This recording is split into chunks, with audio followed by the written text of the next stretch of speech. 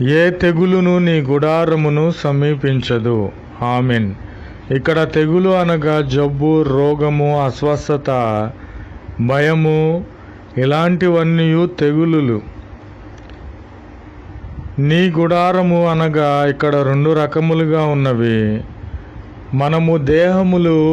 మన దేహములు దేవునికి ఇల్లుగా ఉన్నవి, దేవునికి ఆలయముగా ఉన్నవి. అలాగుని లోక సంబంధమైన మనము కట్టించుకొనిన ఇళ్ళు మనలోనికి ఏ విధమైన తెగులు రాకుండా ప్రభువైన క్రీస్తు వారు కాపాడే విధముగా ఉన్నారు. కాబట్టి మన మార్గములో వెళ్ళుచున్నాము. దేవుని ఆజ్ఞలను మనము పట్టుకొని దేవుని ప్రేమించే వారిగా మనము ఉన్నాము. కాబట్టి మనం వెళ్ళుచున్న మార్గములన్నిటిలో, ప్రయాణములన్నిటిలో కూడా ప్రభువైన క్రీస్తు వారు దేవదూతలకు ఆజ్ఞాపించి